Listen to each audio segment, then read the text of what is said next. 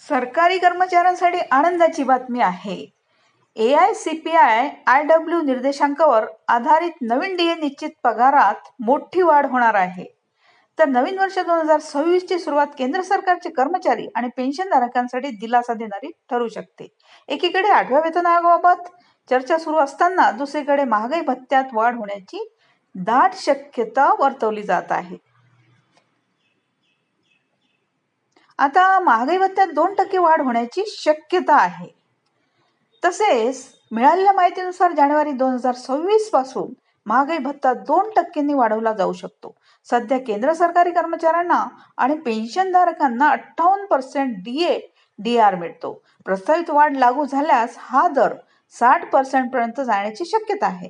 ही वाढ 7व्या वेतन आयोगाच्या विद्यमान रचनेअंतर्गतच दिली जाणार असल्याचे संकेत आहेत.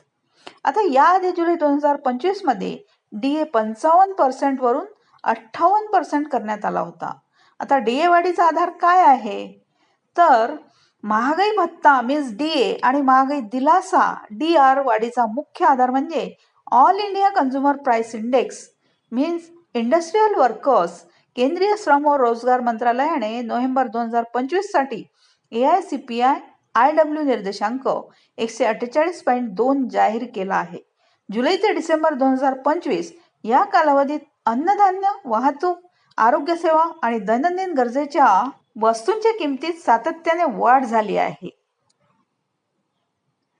तर याच महागाईच्या दबावामुळे कर्मचाऱ्यांच्या वेतनात DA स्वरूपात समायोजन करणे आवश्यक मानले जात आहे.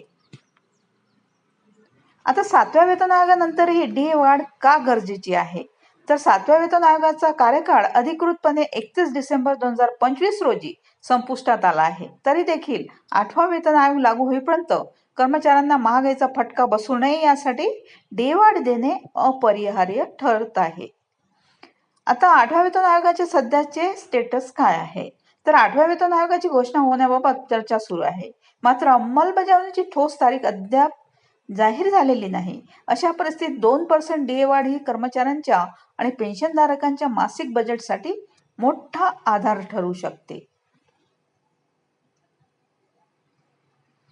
आता सध्या ही DA वाढ संभाव्य स्वरूपात असून यावर केंद्र सरकारकडून अधिकृत मंजुरी आणि अधिसूचना येणे बाकी आहे. 8वा वेतन आयोग लागू होण्यास विलंब होत असतानाच महागाईचा भार कमी करण्यासाठी जानेवारी 2026 मध्ये DA मध्ये 2% वाढ होण्याची शक्यता आहे. ही वाढ लागू झाल्यास लाखो कर्मचाऱ्यांना आणि पेन्शनधारकांना मोठा दिलासा मिळणार आहे. थँक्यू.